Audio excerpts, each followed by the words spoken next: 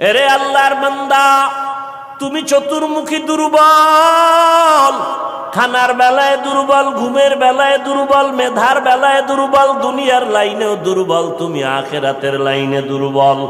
এখন যদি তুমি জান্নাতের পথে চলতে চাও, একা একা চলা যাবে না, তোমার সাহায্য নিতেই হবে। সাহায্য ছাড়া চলার কোনো রাস্তা নাই। তুমি কোরআন পড়তে জানো না, নবীর সুন্নত কোনটা বুঝো না। এখন যারা সুন্নত জানে, কোরআন জানে, তাদের কাছে যেতেই হবে। ওলামায়ে আহলে হকের পরামর্শ ছাড়া চলার উপায় নাই। সাহায্য ছাড়া চলা যাবে না। সাহায্য তুমি কার থেকে নিবারে বাবা? এমন একজন থেকে সাহায্য নাও যার মধ্যে কোনো অভাব নাই, যার পেছনে কোনো স্বার্থ নাই। দুনিয়াতে নজর করে দেখলাম স্বার্থ ছাড়া কোনো মানুষ দুনিয়াতে নাই। আছে? অভাব ছাড়া কোনো মানুষ নাই। বরং টাকা যার যত বেশি, তার অভাব তত বড়। যারা যত বড় লোক, তারা অভাব তত বড়। অভাব গরিবের 100 টাকায় সমাধান হয়, বড় লোকের 1,00,000 টাকায় অভাব সমাধান হয় না। এই স্বার্থ ছাড়া, অভাব ছাড়া একজন পাইবা, তিনি আর কেউ নয়, আমার আল্লাহ।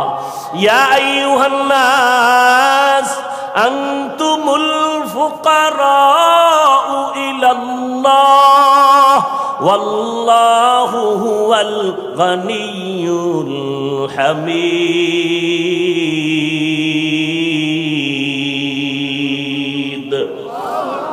गर तवक्कुल मी कुनी हर सुबह शाम, मेरा सनद रिज़्क़ तू अज़ला मकाम। বাহাদুরি করিও না রে বাবা, অন্যের সাহায্য ছাড়া চলা যাবে না। দোয়াও কিন্তু একটা সাহায্য, দোয়াও সাহায্য। সাহায্য ছাড়া চলা যাবে না। মা বাবায় দোয়া করে, এর সাহায্যে আমরা বড় হয়েছি। মা বাবার ক্লান্ত পরিশ্রমের কারণে আমরা বড় হয়েছি, মা বাবার সহযোগিতায় বড় হয়েছি।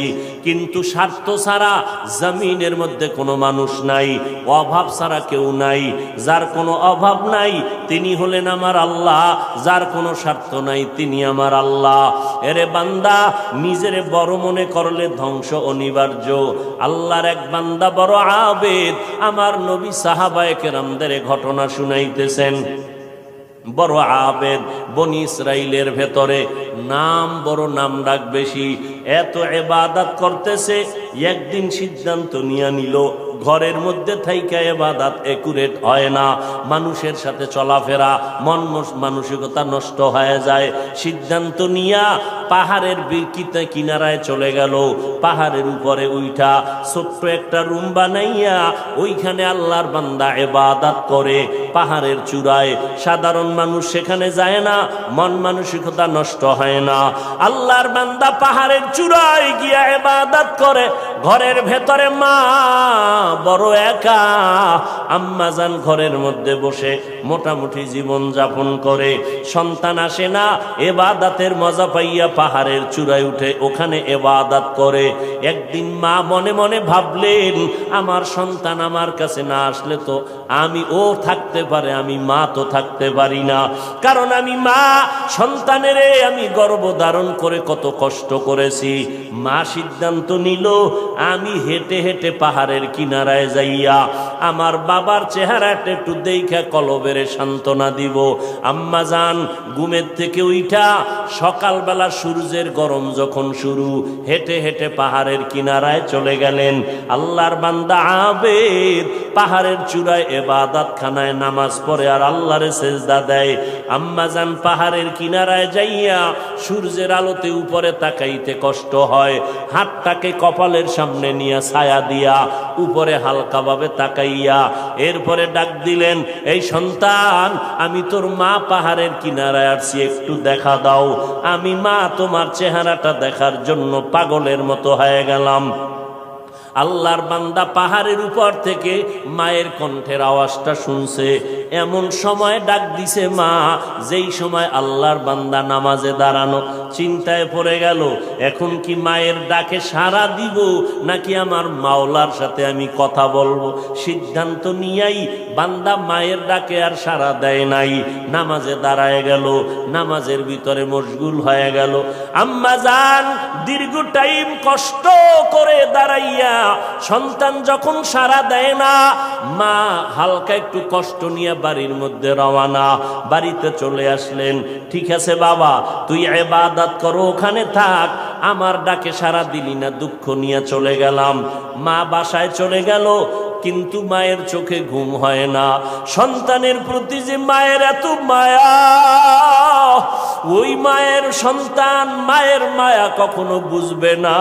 যদি সন্তানগুলো মায়ের কষ্ট বুঝতো, জীবনে কোনো সন্তান মায়ের কষ্ট দিতে পারত না, মায়ের চোখের পানি ফালতে পারত না। মা রাতের বেলা ঘুমাইতে পারে না, কষ্ট বুকের চাপা দিয়া। আবার পরের দিন মা বলে না, আজকে আবার একটু যায় বাবারে ডাক দেই, দেখিনি একটু চেহারাটা দেখতে পারি, কলিজাটা ঠান্ডা করতে পারি। আবার আম্মা যান দ্বিতীয় দিন চলে গেলেন সূর্যের গরমে, পাহাড়ের কিনারায় যাইয়া হাতটারে কপালের কাছে নিয়ে আবার ডাক দিছে, ও সন্তান তোমার মা ডাকতেছে, আসো একটু পাহাড় থেকে আইসা মায়ের কাছে দেখা দিয়া যাও, কলিজা ঠান্ডা করো। সন্তান এখনো নামাজে দাঁড়ানো, এবারও চিন্তা করলো আমি মায়ের ডাকে সাড়া দিব নাকি আমি নামাজের মধ্যেই থাকব। সিদ্ধান্ত আগের মতোই অটল, নামাজ আমি ছাড়ব না, মায়ের ডাকে কোনো সাড়াও দিব না। মা দ্বিতীয় দিনের মতো কষ্ট পাইয়া বিদায় নিয়ে বাসায় চলে গেলে, কিন্তু মা মনেরে বুঝাইতে পারে না সন্তানের কষ্ট কখন মন থেকে যায় না। এরে আল্লাহর বান্দা, স্বামী আর স্ত্রী এক জায়গায় ঘুমায়, হঠাৎ একদিন তাকায় দেখে স্ত্রী বালিশে মাথা লাগাইয়া গুনগুন গুনগুন করে কান্না করে। আব্বা জান জিজ্ঞাসা করে, বিবি কাঁদো কেন? কয় তোমার ঘুম তুমি ঘুমাও, আমি মনের দুঃখে কাঁদি। বলে কি দুঃখ? তোমার জানার দরকার নাই। মা চায় বাবায় জানো, না জানে তো বাবাও দুঃখ পাবে। স্বামী বেচারা কয় না, বলো তুমি কেন কাঁদো? আমার মনে বড় কষ্ট লাগতেছে। কেন কাঁদো বলো? মা চোখের পানি ছেড়ে কয়, স্বামী আমার সন্তানের জন্য আমি জীবনটা বিলায় দিলাম। আজকে 7টা দিন হয়ে গেছে সন্তান আমারে মা বলিয়া ডাক দেয় না। আমি পাগলের মতো হয়ে গেছি। বলে কেন ডাকে না? বলে সন্তান একটা অন্যায় করতেছিল, আমি একটু ধমক দিছি, সন্তান রাগ করে আর আমার সাথে কথা বলে না। ঘরে আইসা প্লেটটা নিয়ে খানা খাইয়া পেছনের দরজা দিয়ে চলে যায়, আমার দিকে তাকায় না। এবার বাবায় বলে, বিবি তুমি আরামে ঘুমাও, সন্তানের চিন্তায় ঘুম নষ্ট করিও না। আজকে না কালকে সন্তান বুঝতে পারলে তোমার কাছে আইসা মাপ চাবে। মা ডাক দিয়ে কয়, স্বামী আমার, তুমি আমারে যত বুঝাও, আমি যতবার খানার প্লেট নেই আমি খানা মুখে দিতে পারি না, তোমারে বুঝাইতে পারি না। আমার খানার থেকে ঘুমের থেকে সন্তানের মা ডাকে এত মজা। সন্তান যখন আম্মু বলিয়া ডাক দেয়, কলিজা ঠান্ডা হয়ে যায়। ও সন্তানেরা, ওই মা বাবা যারা কবরে রাইখা আজকে বাহাদুরি করো রে বাবা, ওই আল্লাহর বান্দি দ্বিতীয় দিনও কষ্ট পাইয়া বিদায়, কিন্তু রাতের ঘুম নাই, মনের মধ্যে বড় কষ্ট। নবীজি সাহাবায়ে কেরামদের সামনে ঘটনা বলেন আর কাঁদতেছেন। সাহাবায়ে কেরামরাও কান্নার আওয়াজ। মায়ার নবী বলেন, ও সাহাবায়ে কেরাম, ওই মা তৃতীয় দিন আবার চলে গেল পাহাড়ের কিনারায়, যাইয়া ডাক দিছে, বাবা একবার না দুইবার না, তৃতীয়বারের মতো আমি তোমার দরজায় এসে গেলাম, একটু পাহাড় থেকে নাইমা সারা দাও। আজও সন্তান নামাজে দাঁড়ানো, আল্লাহর মহব্বতে আর মায়ের ডাকে সারা দেয় না। 2 দিন মা কষ্ট পাইয়া কিছু বলে নাই, চলে গেছে। আজকে কষ্ট পাইয়া আর নিজের কন্ট্রোল করতে পারে না। আসমানের দিকে তাকাইয়া একটা কথা বলিয়াই ফেলছে। আসমানের দিকে তাকাইয়া বলে, ও আসমানের মালিক, এমন সন্তান দিয়ে কি হবে আমার, যেই সন্তান আমার 3 দিনের কষ্ট বুঝলো না রে আল্লাহ, আমার মনটারে মানাইতে পারি না। ওর তো একদিন মরণ হবে, তবে আমার একটা দাবি, ওরে তুমি জেনাকারিনী মহিলার চেহারা না দেখাইয়া মরণ দিবা না। কঠিন এক কথা আসমানে লাগায় দিলেন, আসমানে কবুল হয়ে গেছে। মা বাবার দোয়া, বরদোয়ার মাঝখানে কোনো পর্দা থাকে না, আর সে আজিমে ডাইরেক্ট চলে যায়। এই যুবক, জিরি মাদ্রাসায় বলে আসছি, আল্লাহর কসম করে বলে গেলাম, কুতুবদিয়ার মুসলমান, কসমের কথা বিশ্বাস না করলে তোমার ঈমান দুর্বল। আল্লাহর কসম, ওয়াল্লাহি বিল্লাহি তাল্লাহি, 3 বার কসম করে বলে গেলাম। বিশেষ করে যুবকদেরকে বলছি, মরার আগে যদি পঙ্গু হইয়া বিছানায় কষ্ট পাইয়া মরতে চাও, তাহলে মার সাথে বাবার সাথে বেয়াদবি কর, শিক্ষকের সাথে বেয়াদবি কর, মুরব্বীদের সাথে বেয়াদবি কর। আল্লাহর কসম, মরার আগে তুই পঙ্গু না হইয়া মরবি না, লিখে রাখ। আমার কথাটাকে যদি অবিশ্বাস করো, তোমার ঈমান চলে যাবে, কারণ আমি 3 বার কসম খেয়ে বলে গেছি। এখন তুমি পণ্ডিতেরা প্রশ্ন করবা, হাফিজ সাহেব তুমি মনের রাগে বললা না, তুমি দলিল নাও। ক্বালান নবিয়্যু সাল্লাল্লাহু আলাইহি ওয়া আলিহি ওয়া সাল্লাম, ইসনানি ওয়াজ্জিলুহুম আল্লাহু ফিদ দুনিয়া আল বাগয়ু ওয়া উকুকুল ওয়ালিদাইন, আও কামা ক্বালান নবিয়্যু আলাইহি সালাতু ওয়াস সালাম। আল্লাহর নবী বলেন, 2টা অন্যায় দুনিয়াতে এমন আছে, যেই 2টা অপরাধ করলে মরার আগে জমিনে শাস্তি হবে। কয়টা অন্যায়? কি আপনাদের খারাপ লাগতেছে? মোনাজাত দিয়ে দিব? আমার তো কষ্ট, অনেক কষ্ট, মাইকটাও সুন্দর না, তারপর আপনাদের মহব্বতে কথা বলতেছি গলা ফাটাইয়া, কি করার। তারপর আপনারা বসলে একটু আমি কথা ফিনিশিং দিয়ে আসতেছি, আর একটু সামনে আগাবো। আল্লাহ সবাইকে কবুল করেন। মদিনার নবী বলেন, 2টা অপরাধ আছে, যদি দুনিয়াতে করো মরার আগে শাস্তি হবে, মরার পরে নয়। 1 নাম্বার অপরাধের নাম জুলুম, 2য় অপরাধের নাম হলো মা বাবার সাথে বেয়াদবি। যারা মা বাবার সাথে বেয়াদবি করবে, নবী বলেন তাদের শাস্তি হবে মরার আগে দুনিয়ার জমিনে।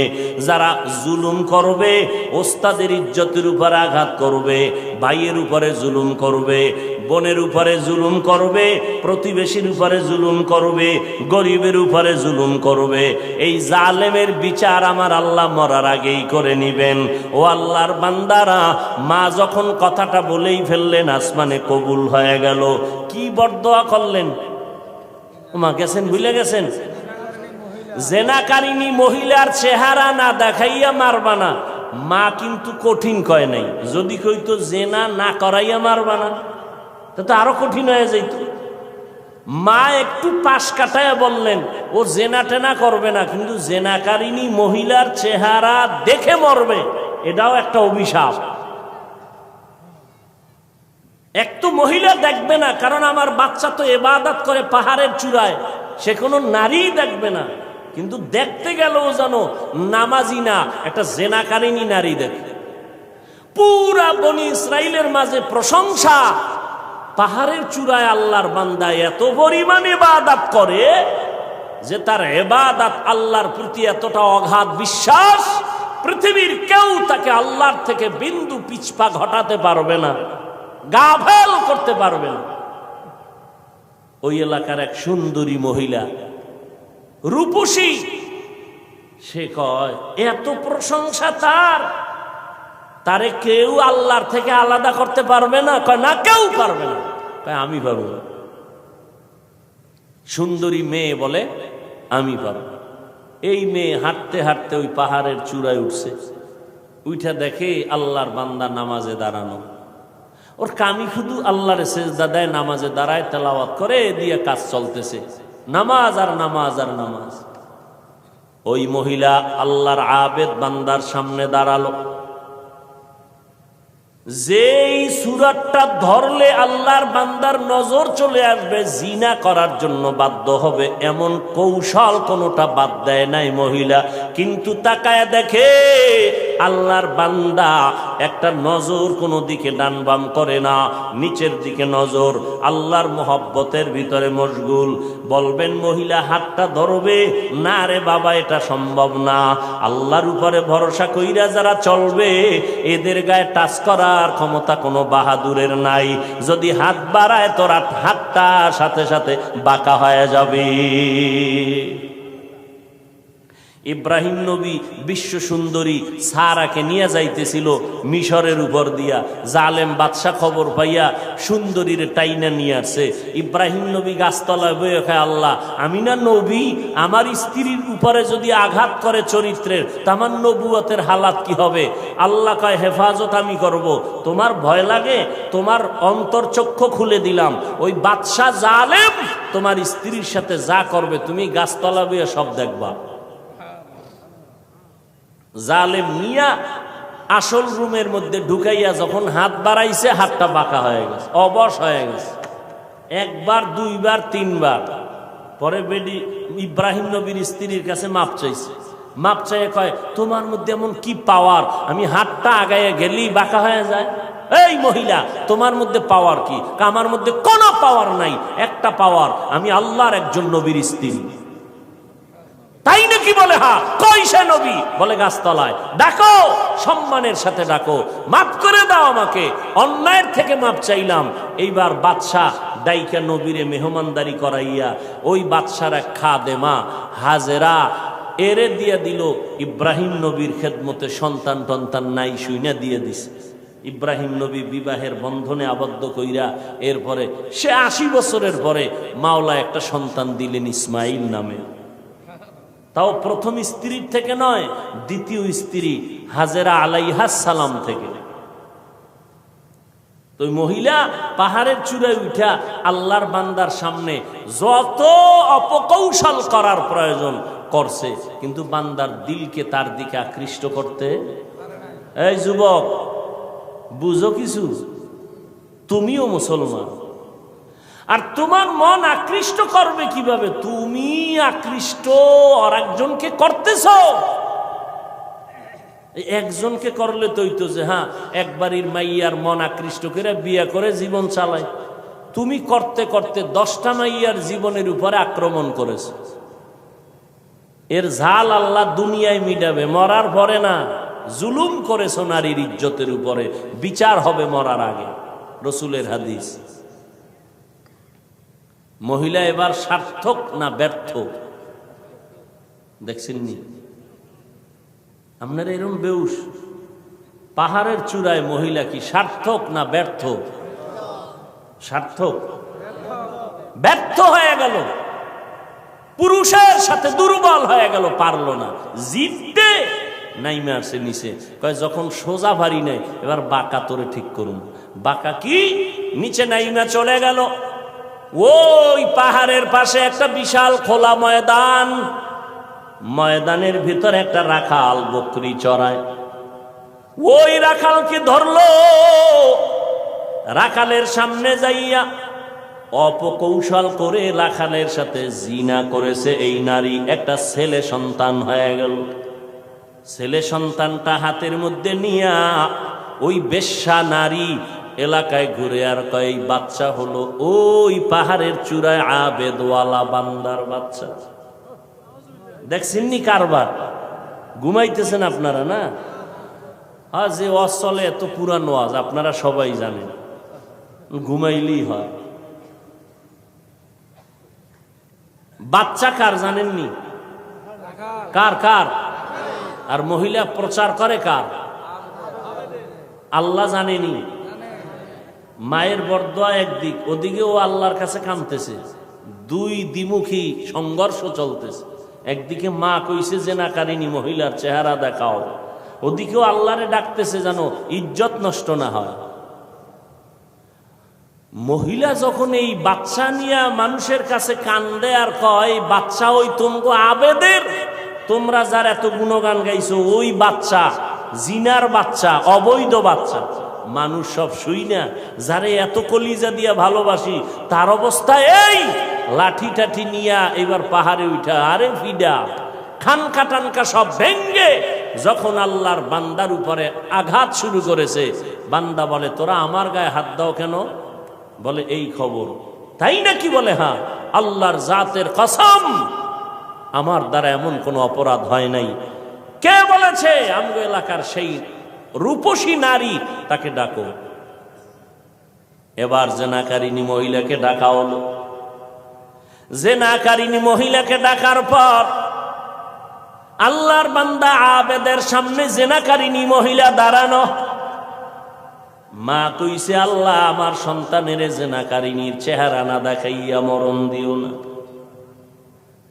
এই ঘটনা শুনে জেনাকারিনী মহিলা বাচ্চা নিয়ে হাজির। আল্লাহর বান্দা সিজদায় পড়ে কান্না করে কয় আল্লাহ তুমি আমারে মাফ করিয়া দাও, উম্মতের সামনে তুমি সত্যটারে জাহের করে দাও, সত্যটারে তুমি প্রকাশ করে দাও, ইজ্জতের হেফাজত করো। নামাজ পড়ে কান্নাকাটি করে দোয়া করে এইবার মহিলার সামনে দাঁড়াইল। মায়ের বরদোয়াটা এইবার কবুল হয়ে গেল। এইবার মহিলারে কয় তুই নাকি আমার বিরুদ্ধে বলেছ? কয় হ্যাঁ। কি বলছো? কয় বাচ্চা তোমার। কয় নাউযুবিল্লাহ, বাচ্চা আমার? বলে হ্যাঁ। দে বাচ্চা আমার কোলে দে। আল্লাহর বান্দা বাচ্চাটা কোলের মধ্যে নিয়া এরপর বাচ্চারে একটু হাত স্পর্শ করে এই বাচ্চা তুই বল। বাচ্চা তো দুধের মাত্র বাচ্চা, কথা বলতে পারে না, বল তোর বাপকে। মুহূর্তের মধ্যে বাচ্চার জবান খুলে গেল। বাচ্চা বলে আমার বাপ হলো রাখাল। আমার বাপকে? মায়ের কোলে দুধের বাচ্চা কথা বলেছেন যেমন মারিয়াম আলাইহিস সালামের সন্তান ঈসা আলাইহিস সালাম। মায়ের কোলে দুধের বাচ্চা ঈসা নবী কথা বলেছেন শিশু অবস্থায়। ইউসুফ নবীরে যখন জুলাইখা আটকাইয়া দিছিল, স্বামীর সামনে জুলাইখার স্বামীর সামনে ইউসুফ দাঁড়ানো। যখনই এগুলো সব স্পষ্ট হলো, ইউসুফ নবী বলল আমার কোনো দোষ নেই, জুলাইখার দোষ, সাক্ষী দাও। ইউসুফ নবীর সামনে তখন এক মহিলা দুধের বাচ্চা নিয়ে দাঁড়ানো। ইউসুফ নবী বললেন আমি সত্যবাদী না জুলাইখা সত্যবাদী? দুধের বাচ্চা সাক্ষী দিবে। বাচ্চা কয় বাচ্চা কথা বলতে পারেনি। কয় প্রশ্ন করার দায়িত্ব তোমার, জবাব দেওয়ার দায়িত্ব এই বাচ্চা। যখন জিজ্ঞাসা বাচ্চা কথা বলে দিছে, কোরআন শরীফের আয়াত। বাচ্চা ইউসুফ নবীকে নির্দোষ প্রমাণের জন্য একটা স্কেল দিয়ে দিছে। এরে কুতুবদিয়ার মুসলমান, আমার মাওলার কুদরত বড় কঠিন। মায়ের বরদোয়াটাও আল্লাহ কাজে লাগাইলেন, জেনাকারী নারীর চেহারা পর্যন্ত দেখায় দিলেন। আবার বাচ্চার মাধ্যমে আল্লাহর বান্দার ইজ্জতের হেফাজত করলেন। সত্যের উপরে যদি চলো রে বাবা, মা বাবার দোয়া নিয়ে যদি আগাইতে পারো, দুনিয়ার কোনো ভয় নাই। হালাল খাইয়া চলবা, আল্লাহ বিজয়ের মালা গলায় পরায় দিবেন। কয়দিন আর দুনিয়ায় বাহাদুরি করবারে বাবা, আল্লাহ যদি সমুদ্রে একটু হুকুম করে একটু গরম হয়ে যা, রাতের ঘুমের মধ্যে 1 মিনিট লাগবে না। কুতুবদিয়ারে ধ্বংস করার জন্য 1 মিনিটও লাগবে না। আল্লাহ কয় বান্দা আমার স্মরণ কর, আমি আল্লাহর কাছে সাহায্য চাও। সাহায্য কেমনে চাইবা? ধৈর্য আর নামাজের মাধ্যমে সাহায্য প্রার্থনা করো। আজকে আমাদের ভেতরে ধৈর্যের বড় অভাব, নামাজের বড় অভাব। ও যুবকেরা, ও পর্দার আড়ালের আম্মা জানেরা, আজকে নামাজের এত বয়ান, এক বেলার নামাজ ছেড়ে দেওয়ার কোনো সুযোগ নাই। ও যুবক, এক বেলার নামাজ ছাড়ার কোনো কায়দা নাই, অথচ তুমি নামাজ পড়ো না রে বাবা। আজকে আমি তোমাকে কিন্তু এই কথা বলি নাই আমগো মতো হুজুর হইয়া যাও, 5 কল্লি মাথায় দাও একবারও বলি নাই, কওমি মাদ্রাসায় পড়ো তাও বলি নাই, স্কুলের লেখাপড়া বন্ধ করো তাও বলি নাই। বরং বাবা তুমি চাকরি করো, ব্যবসা করো, স্কুল কলেজে পড়ো, কোনো বাধা নাই। ওখানে থাইকা আল্লাহর হুকুম নবীর তরিকা মতো নামাজ পড়ো। মা বাবার দোয়া নিয়ে সামনে আগাও, ওলামায়ে কেরামের পরামর্শ নিয়ে চলো, নবীর সুন্নতের মালা গলায় লাগাও। খবরদার, কপাল পোড়া যদি হইয়াই থাকো তাহলে কিন্তু তোমার কপাল দুনিয়াতেও শেষ, আখিরাতেও শেষ। কিছু কপাল পোড়া এমন আছে বুঝাইলে উল্টা আমারে বুঝানোর চেষ্টা করে। যদি কই ভাইজান টুপি কেন পরো না, ও তো বলা দরকার ভাই হুজুর টুপি মাথায় দেওয়া দরকার, নবীর সুন্নত, এটা তো কোনো পিসাবের সুন্নত না, নবীর তরিকা। হুজুর আমি পারি না, দোয়া করবেন, চেষ্টা করব। কিন্তু কিছু নেমক হারাম বেপরোয়া আল্লাহর বান্দা, এদের জবাবটা এমন অহংকারী জবাব। কয় হুজুর টুপি মাথায় না দিলে অসুবিধা কি? টুপির মধ্যেই কি ইসলাম? দাড়ির মধ্যেই কি ইসলাম? পোশাকের মধ্যেই কি ইসলাম? এই রকম বেপরোয়া আল্লাহর বান্দা নবীর দুশ্মন আছে না নাই? টুপির মধ্যে ইসলাম নাই, দাড়ির মধ্যে নাই, পোশাকে নাই, পর্দায় নাই, হালালে নাই, তো ইসলাম কই? সমুদ্রের তলদেশে? বিনয়ী হয়ে যাও রে বাবা, নিজেরে ছোট বানাইয়া চলো। কোন আলেম যদি বলে বাবা নামাজ কেন পড়ো না, তোমার জবাব থাকবে হুজুর নামাজ অবশ্যই পড়া দরকার, আমি চেষ্টা করি পারি না, একটু দোয়া কইরা দেন সামনের থেকে যেন নামাজ ধইরা ফালাইতে পারি। বিনয়ের সাথে দোয়া চাওয়ার চেষ্টা করো, অপরদিকে মা বাবার দোয়া নিয়ে আগাও। ও যুবক ভাই, আমি তোমারও সামনে উদাহরণ পেশ করি, সব জায়গায় বলি তোমার মতো যুবক পাঁচ বেলার নামাজ পড়ে, এই জমিনের মধ্যে স্কুল কলেজে পড়িয়াও নামাজ পড়ে আছে না নাই? ভাইরা আমার, পাঁচ বেলার নামাজ পড়ে অভাব নাই। তোমার আমার মতো যুবক সন্তান নবীর তরিকা মতো চলে, চাকরি করে, ব্যবসা করে, অভাব নাই। আল্লাহর মোহাব্বত নিয়া আল্লাহর কাছে তওবা করো, তওবার দরজা খোলা। মনে মনে বলো হে আল্লাহ আর নামাজ ছাড়বো না, বেপরদায় চলবো না, মা বাবাকে কষ্ট দিব না, ওলামায়ে কেরামের পরামর্শ নিয়ে চলবো, নবীর তরিকায় চলবো, ওলামায়ে কেরামের পরামর্শ নিয়ে চলবো, নবীর সুন্নাত মেনে চলবো। আল্লাহর কাছে যদি তওবা করার নিয়ত হয়, খাঁটি তওবা করার নিয়ত যাদের আছে, দুটো হাত আমার আল্লাহকে দেখায়া দাও। আয় আল্লাহ আমাদের হাতগুলো কবুল করে নেন, তওবা কবুল করে নেন, তওবার উপরে মজবুত হইয়া চলার মতো তৌফিক দান করেন, আমিন। আলহামদুলিল্লাহি রাব্বিল আলামিন, ওয়াসসালাতু ওয়াসসালামু আলা সাইয়্যিদিল আমবিয়াই ওয়াল মুরসালিন ওয়া আলা আলিহি ওয়া আসহাবিহি আজমাইন। ইয়া আরহামার রাহিমিন, ইয়া আরহামার রাহিমিন, ইয়া আরহামার রাহিমিন। রব্বিরহামহুমা কামা